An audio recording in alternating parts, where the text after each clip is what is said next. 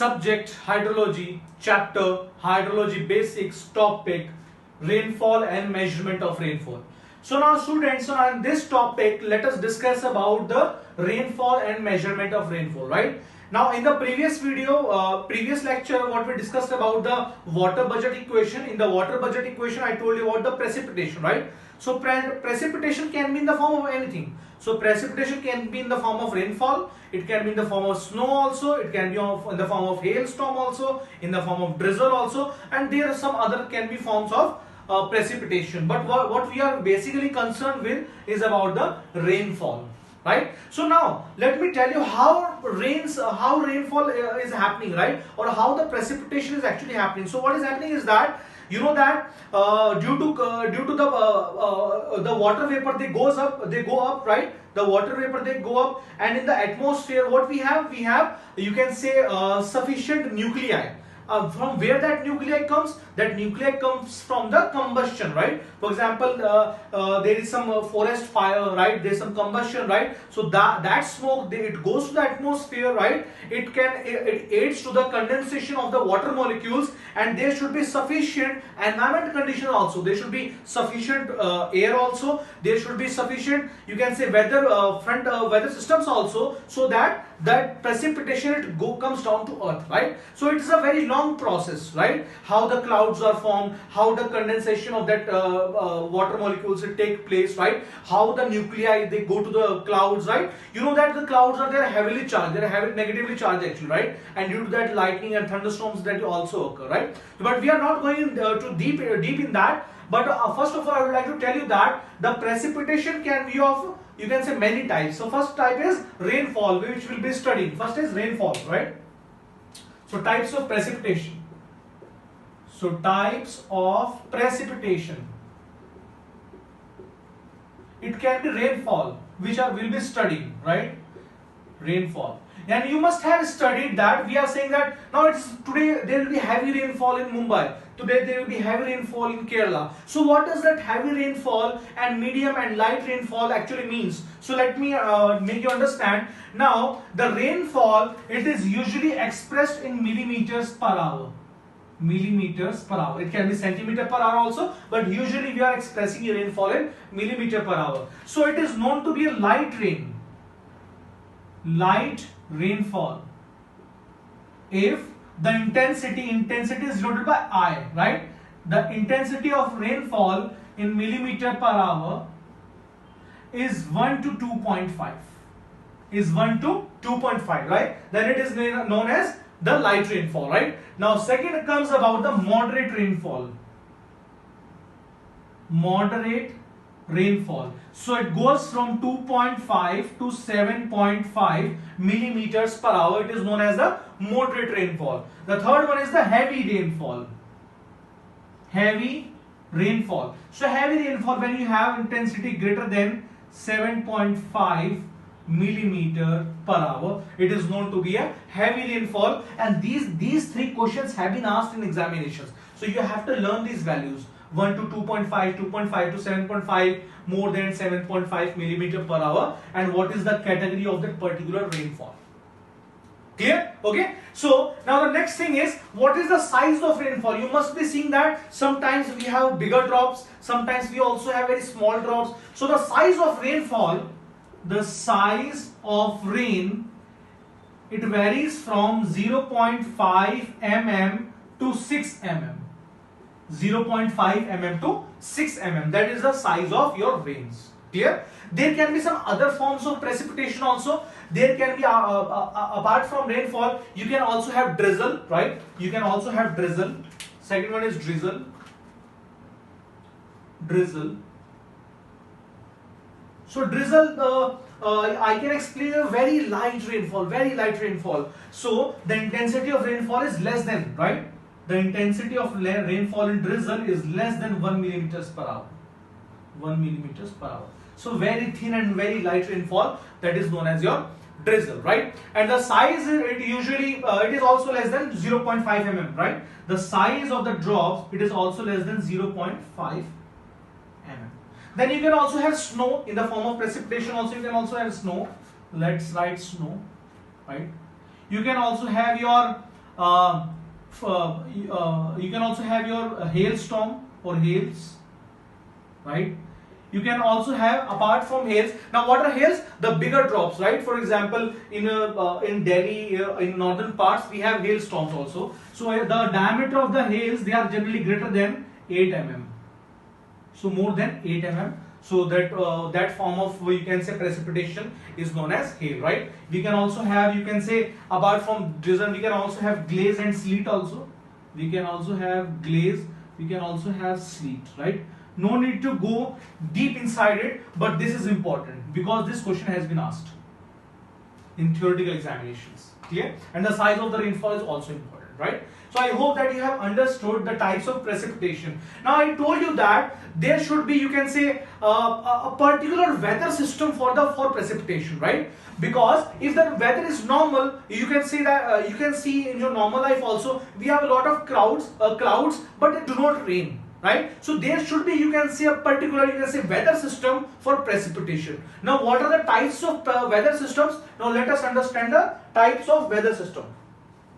So types of weather system, right? That is also important, right? The first type of weather system is known as front. Now what is front? Now let me explain you. So first of all, let me write down the heading. That is the types of weather system, right? Weather system for precipitation. Weather system for precipitation. Weather system for precipitation. The first weather system is known as front. Front. Now what is actually front? Now you tell me which air has lower density, the colder air or the warmer air? Obviously the warmer air has lighter density, that is why it goes up. Even in your environment also you must have studied about plumes, right? So in plumes what is happening? The warmer particles, they go up. Why? Because they have a lighter density, simple. So what is happening is that, let us say that this is your cooler air, this is your cooler air, this is cool air, right? And this is at some distance, these are your, you can say, houses here, and this is your warm air. This is your warm air. So what will happen is that when these two types of air, when they will, you can say, merge, or when they will intersect, what will happen is that the cooler air, the cooler breeze, it will go downside, and the upper breeze, after colliding, it will go upside. Why? Because it has lighter density. The density of warmer air is less than the density of cooler air, simple. That is why it will go upside. Now when it will go upside, it will form clouds after meeting with the nuclei. From where that nuclei has come, that nuclei present in atmosphere in abundance comes from combustion. And it forms clouds. It forms clouds. After that, due to condensation, and that precipitation happens. So first type of weather system is front. First one is front. Now coming to the second type of weather system, which is known as cyclone. Now let us understand about cyclone. I am rubbing it, right? I hope you have understood it, right? This is a very, you can say, now what type of questions have come from this topic is that the type of weather system in which the warmer air and the colder air collide, or they can say they meet, and the warmer air goes up, that type of weather system is known as, number 1, front, number 2 is orography, number 3 is cyclone, number 4 is anticyclone. So the correct answer is front. So these types of questions have come from this topic in ESE examinations, and in earlier GATE examination also, 2002, 2003. So these types of theoretical questions have come in examination. That is important, right? So let me rub this. Now let's come to the second type of weather system, that is known as cyclone, right? So you must have heard about cyclone, right? So cyclone, in Odisha, cyclones are coming in every year, right? So different type of cyclones are coming. We are naming those cyclones also. So first of all, the second type of weather system is cyclone. Now in India, they are known as cyclone. In USA, they are known as hurricanes. And in, you can say, Southeast Asia, they are known as typhoons. Clear? Now the question is, sir, is it important to remember? Now I have told you that whatever I am writing on board, whether I am just putting a full stop, that is also important. I am bored, right? Because this question has already come recently. Some Coal India examination was there for MT Management Training Coal India exam. So this question was asked that the word typhoon is used for cyclones in the four options were given. Indonesia, second was USA, third was Europe, and fourth was, I guess, Australia, right? So the correct answer would be Indonesia, because Indonesia comes in Southeast Asia, right? So in Southeast Asia, these types of the cyclones in India, and in Southeast Asia, these are known as typhoon. In USA, they are known as hurricanes. Clear? So whatever I'm writing on board, that is very important, because I have gone through all the questions came in different type of examination, in GATE, in ESE, some state level examination, every examination. So whatever is important, I am telling you. Okay. Okay. Now this is cyclone. So what is happening in cyclone is that now in cyclone the direction of wind speed also important. The direction of wind speed is anti-clockwise in northern hemisphere. We come in northern hemisphere. India is in northern hemisphere, right? Anti-clockwise. Clockwise in northern hemisphere. This is the direction of wind speed, and clockwise in southern hemisphere, and clockwise in southern hemisphere. Clear? So that is the direction of wind in cyclone. Now what happens in cyclone is that, so we have very big cyclones. It can range up to 250 kilometers to 300 kilometers square also, right? Very big area of cyclone. So now in cyclone you have three regions. The first region is the eye of the cyclone. Eye of cyclone.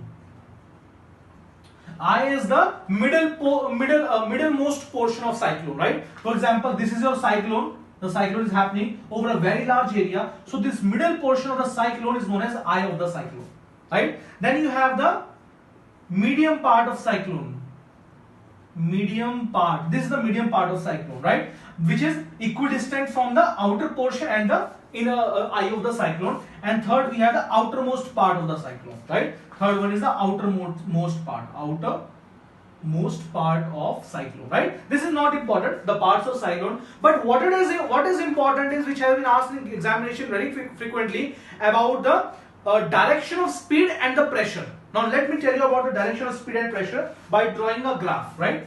Now that is important. Now you have understood there are three parts of cyclone. First is the eye of the cyclone, second is the medium part, and the third one is the outermost part. Now let me draw a graph. This is the distance from the eye of the cyclone. This is 0, 10 kilometer, 50 kilometer, 100 kilometer, 200 kilometer distance from the eye of the cyclone. This is 10, this is 50, this is 100, and so on, right? Now what is happening is that when I compare the wind speed, so the wind speed of the cyclone is highest at the eye. Again I am repeating, the wind speed of a cyclone is highest at the eye. So this is highest at the eye, and then it decreases. And then it decreases. This is about the wind speed. Now let's come to the pressure.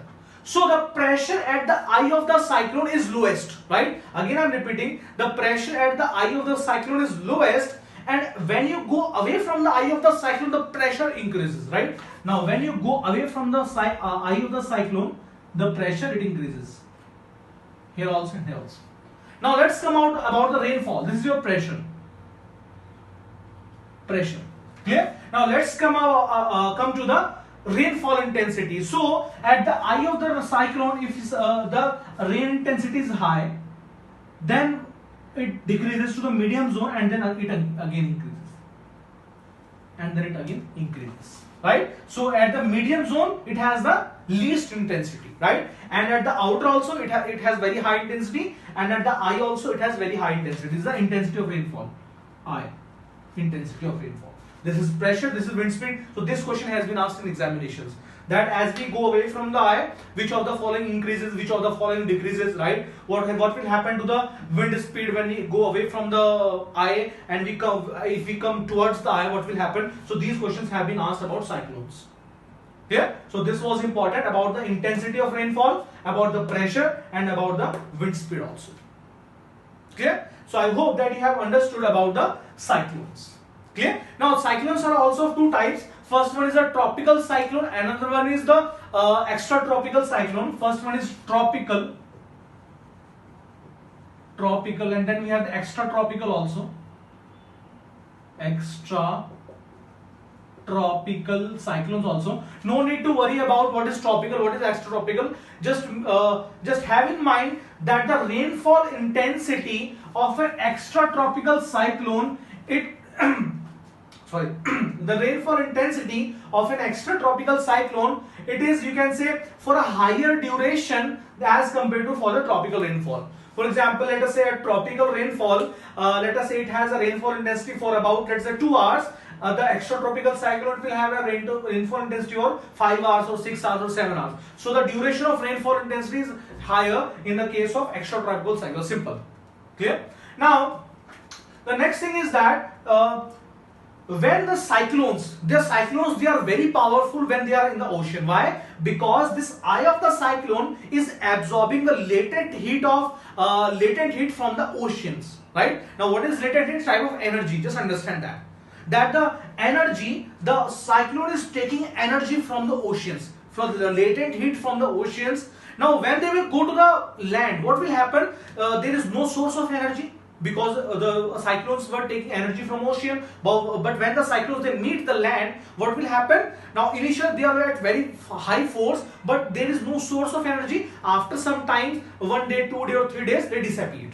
You must have heard about that. Cyclones are coming to Orissa, cyclones are coming to Tamil Nadu and some other eastmost part of India. You can say near the Bay of Bengal, a lot of cyclones are coming. But when they meet the land after 2 to 3 to 4 days, you must have seen in news that the effect of cyclone is gone now. Now, why it is gone? The cyclone was there for about 10 days, 20 days, even 1 month also. But just after hitting the land, now it disappears in 1 day, 2 days, 3 days. Why? Because there is no source of energy.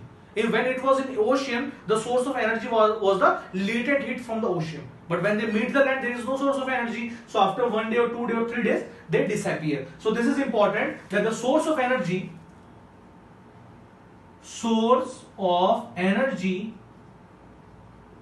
for cyclone, latent heat from oceans.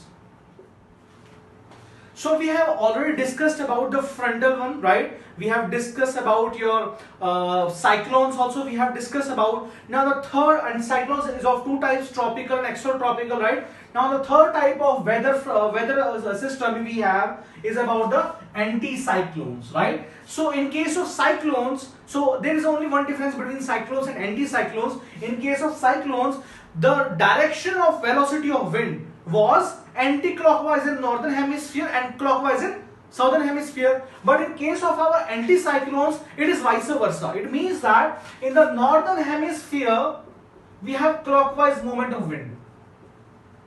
Clockwise movement of wind. And in the southern hemisphere, it is anti-clockwise. Simple, right? Now let's come to the convective precipitation, right? Now how the convective precipitation occurs? For example, let us say that you have this area. This is an area. This is an area, right? Okay. In this area, let us say the temperature is now 40 degrees Celsius. And surrounding the area, there is cooler wind, right? Surrounding the area, we have cool wind, right? We have cool air or cool winds, right? Okay. Now in this area, if the temperature is high, what will happen? Let us say that this pocket of air, it becomes very hot, the density becomes very small, then it will go up, right? Now there is a gap. Now to fill this gap, what will happen? This cool air or the cool breeze will come and fill this gap.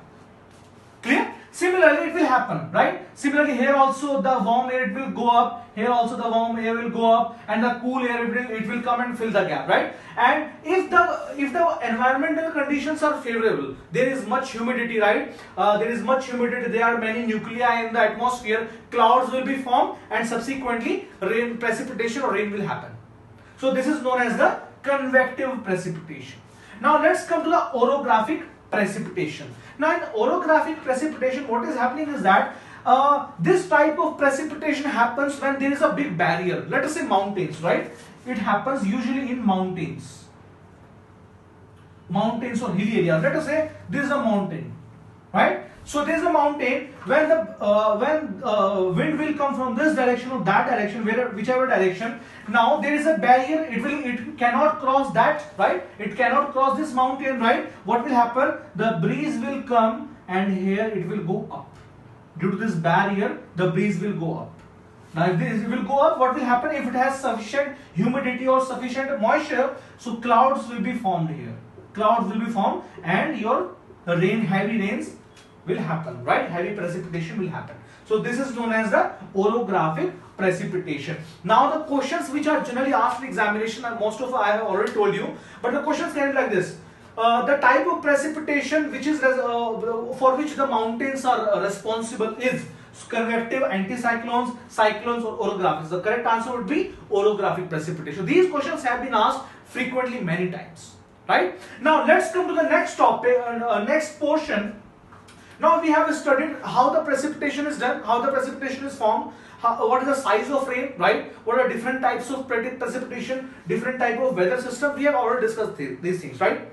Now the next thing, we are going step by step, right? Now the next thing would be, okay, precipitation has occurred, okay? Now how to measure that precipitation? So now we will be discussing about measurement of rainfall, because precipitation is of many types, but we are basically concerned with rainfall in hydrology, right? And in irrigation also we will be mainly concerned about rainfall only, right? So now what we will be seeing is that how to measure precipitation. That is also important, right? So let me rub this and let me tell you how to measure the precipitation.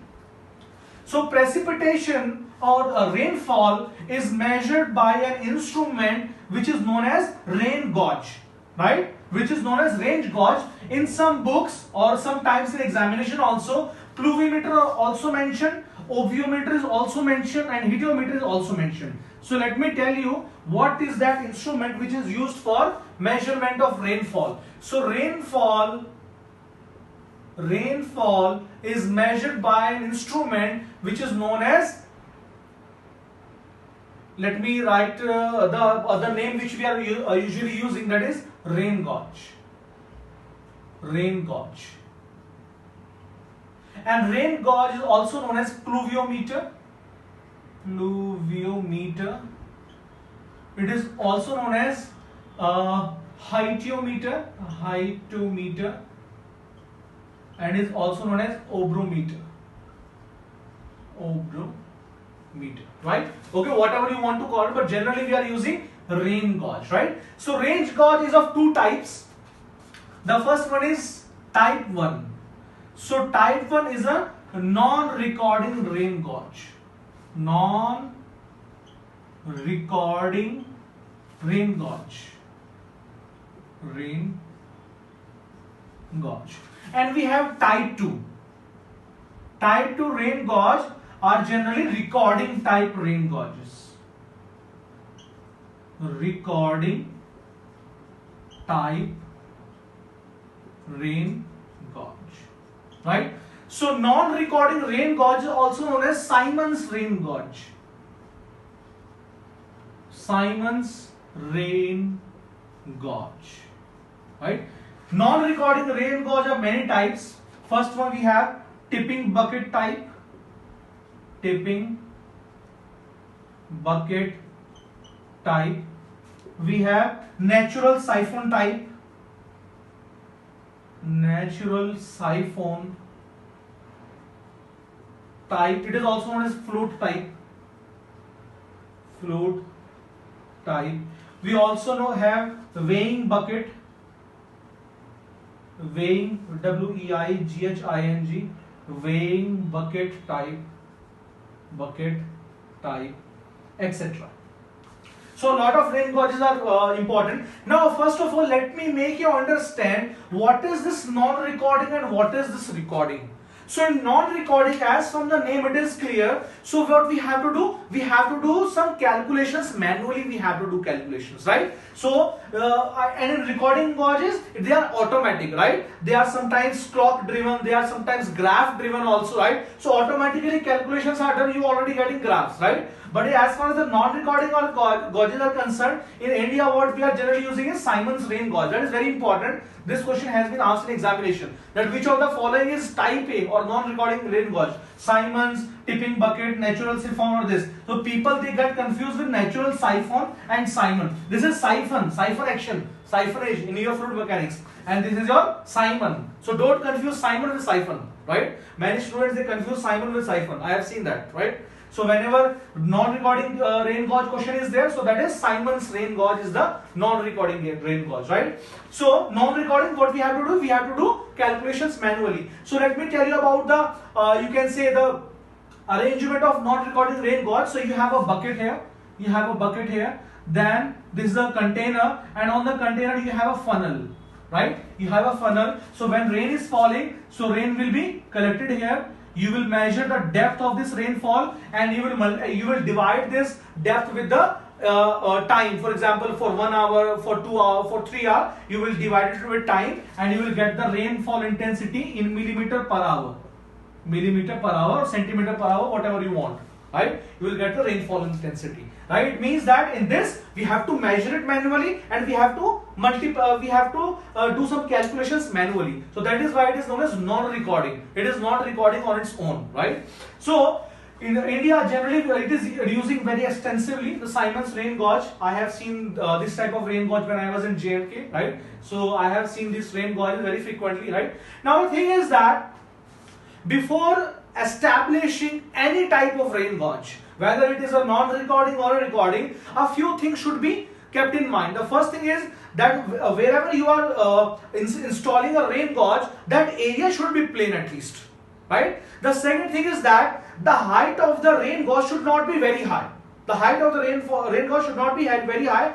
Also, it should not be very low. If it would be very low, what will happen? There will be splashing inside. For example, it is very low. If rain is falling, there will be splashes, which will disturb the, you can say, disturb the actual level, right, which we are getting from the rain, right? The third thing is that whenever you have a rain gauge, so you have to surround that area 5.5 meter into 5.5 meter with a fence, so that no children they come there, right, and there is no disturbance to the rain gauge. So these things should be kept in mind before installing any rain gauge, right? Now let's come to the recording type rain gauge. So in recording type rain gauge, what is happening? You have an instrument, right? Then your rain is being collected, and that particular arrangement is connected to either an electronic machine, or it is either connected to a clock mechanism, right? So these types of things are happening in rain gauge. So tipping bucket type, natural siphon type, or float type, and weighing bucket type. But the most important for us is natural siphon type or float type. So an IS code is also there for this type, right? And it is mostly used in India. So what is actually happening in natural siphon type or float type? So you have a mechanism, right? You have a mechanism, and when rain is falling, the water is coming from this, right? So what is happening is that there is a floating mechanism here. So when the water level is increasing, this is going up. When the water level is increasing, the level of this instrument, whatever the arrangement is, it will go up, because in the lower portion we have water, and we have the measuring scales also we have, right? Suppose initially it was here 0. After 8 hours later it is here. Let us say it is 2 centimeter. So the rainfall intensity will be 2 divided by 10, right? Now what will happen after it has reached its maximum level? Then we have a mechanism that all the water it goes out.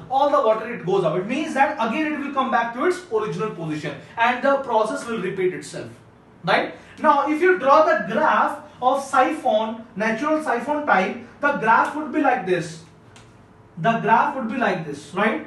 Let us say this is your rainfall depth in centimeter or millimeter, whatever you want, and this is your time. So initially it will be increasing like this, and then again dipping. Why dipping? Because it has a mechanism that after reaching some level, whole of water it goes out. Again it goes, right? Then again it will be increasing like this, and then again drop, right? Then again it will increase, and then again drop. Why drop? Because after reaching certain level, the whole water will go out, right? And from there we can determine the rainfall intensity. Simple. Clear? And IS code is also there, but that is not important. So this was about the type 1 and type 2 rain gauges. Clear? Now the thing is that the IS code, the Indian standard, has given us certain, you can say, recommendations that these much should be the minimum number of rain gauges in a particular area. Right? For example, let's say I live in Delhi. So how many rain gauges should be there? If I live in, let's say, hilly area, let's say it's Uttarakhand area or some other northeastern Arunachal area. So how many rain gauges should be there in a particular area? Right? So there should be a limit, right? And there should be a minimum number of rain gauges. It is not like that. You must have seen that it is raining here in Noida and it is not raining in Delhi. It has happened many times, right? So there should be a, you can say, a minimum number of rain gauges for a particular area. So Indian standard has given us that limit, and that is very important because it has been asked in a lot of examinations, right? So the thing is that the minimum number of rain gauges, right? The ideal number of rain gauges. Let me rub it. And let me write the minimum number of rain gauges as per the IS code, Indian standard, right? I hope you have got it, right? The recording and non-recording one. Now next one is the number of rain gauges. Number of rain gauges as per the IS specification. So IS code says that if it is a plain area, then for plain area you must have at least one for 520 kilometer square area. If it is a plain area, at least one for 520 kilometer square area, right? Now if you have, you can say it is not totally flat, it has some undulation, right? It is not properly plain, right? It is, you can say it has you can say the average elevation, you can say for average elevation around 1000 meter, right? If you have this type of situation, then you should have at least one station, one gauge station for 290 to 325 kilometer square. From 290 to 325 kilometers, sorry, 390, sorry, 390, right? To 290 to 390 kilometer square. 260 to 390. 260 to 390. There is exact value, okay? 260 to 390 kilometer square. That is the minimum number of rain gauges you should have for a particular area, right? Now, if it is a hilly area, because you know that in hilly areas we have a lot of precipitation. So the IS says that for a hilly area, the minimum number of rain gauges should be at least one for 130 kilometer square. 130 kilometer square. This is important, right? Important. Okay? So at least one for 130 kilometer square for a hilly area, right? So I hope you have understood the minimum number of rain gauges, right? But the thing is that suppose you already have a rain gauge in a particular area, right? And you have some data also of that particular area, then there is a formula also, right? The formula is N. N is the adequate number of rain gauges. Let me write it. This is important. Adequate number of rain gauges. Rain gauges. It is actually equal to, when to apply this formula? When already you have a particular rain gauge in a particular area, right? And you have some data. You have the mean rainfall also, you have the standard deviation also, you have the coefficient of variation also, right? At that time for that particular area, the minimum number or the adequate number of rain gauges are given by coefficient of variation divided by error square is M. Right? Where CV is the coefficient of variation, epsilon is the error. They can be error, right? 10% error, 20% error, right? If examination comes, error will be given to you, right? Let me write it here. So CV is known as the coefficient of variation. Coefficient of variation, right? And coefficient of variation is given by 100 into sigma m minus 1 divided by p bar, right? Sigma m minus 1 divided by p bar. P bar is the mean precipitation, right? So P bar is the mean precipitation, and which is given by 1 upon n into P1 plus P2 plus P3 plus so on to Pn. Right? What is n? N is the number of stations in that particular area. P1, P2, P3 means is the precipitation measured at gauge station 1, 2, 3, 4 and divided with the number of stations, right? So you'll be getting the mean precipitation. Clear? P bar is the mean, sigma m minus 1 is the standard deviation, right? So let me write it here, let me rub this, right? And let me write it that sigma m minus 1 is the standard deviation. So let me rub this. Because this is important, right? A few years back in GATE examination, directly question came from this topic, right? So next one is sigma m minus 1. Sigma m minus 1 is the standard deviation. And if you know in mathematics, standard deviation is given by under root of summation I is equals to 1 to m, right? So it is pi minus p bar square divided by p bar. P bar is the mean precipitation, right? P bar, sorry, m minus 1. P bar is the mean precipitation. Clear? M is the number of stations, right? So for sigma m minus 1, you have to calculate like this, right? If you know the coefficient of variation, an error will be given to you. Epsilon usually it is taken as 10%, but in question it will be given to you, right? So error means is that what is the error in calculating the, you can say the mean rainfall in various stations, right? So that they, it will be given to you. It can be 10%, 15% also, maximum 20%, but generally it is 10%, right? Now students, let us understand the concept of estimation of missing data. Now let us say that at a rain gauge station, now you have recorded, let's say average annual precipitation for let us say 5 stations, right? Let us say you have 5 stations, right? 1, 2, 3, 4, 5 stations, right? Let us say that you have recorded annual average precipitation of these 5 stations, right? That suppose that at some day due to your let's say due to the failure of instrument, or let us say that the observer was absent on that day, you forgot to take a data for a particular day at a particular station. Now to recover that data, because we cannot go in the past and record the data, now to recover that data, what we do is that we use this technique known as the estimation of missing data, right? So there is a technique by which we can determine the missing data which we have actually missed.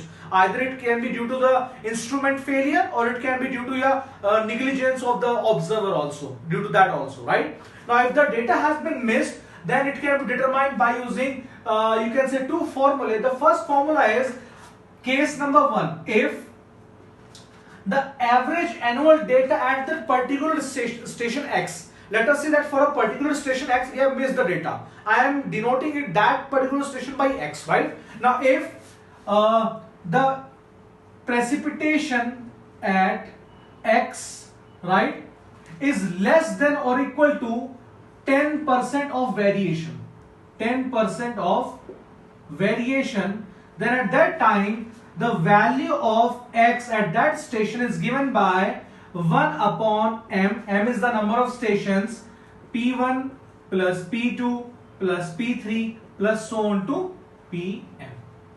Okay? It means that we have to add the total precipitation of all the stations and divide it with the number of stations to get the precipitation of that particular station X. But this formula is only valid when the precipitation at X, right, it lies within the range of 10% of the average annual precipitation, right? Sorry, right? And one more important thing, the World Meteorological Organization, it has told us that if we want to determine the annual average precipitation, you have to take the data into consideration for 30 years. For 30 years, right? And every decade you have to take the data and divide it with the number of years to get the average annual precipitation. This question has been asked in some examination.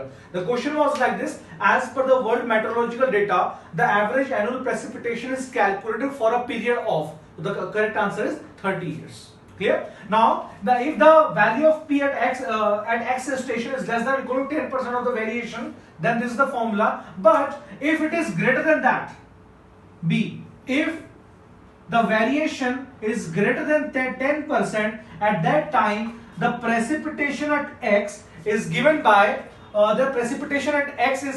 actually 1 upon m, px upon m. We have P1 plus P2 plus 3P3 plus so on to Pm.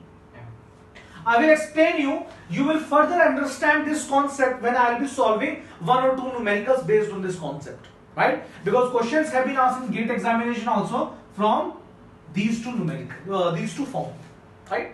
So students, I hope that you have understood the topic of rainfall measurement and the measurement devices for the rainfall, right? Now let's move to the next topic. In the next topic, we will be solving some numericals based on whatever we have studied about precipitation and rainfall till now. Let us solve a few numericals and further strengthen our concepts, right? So thank you.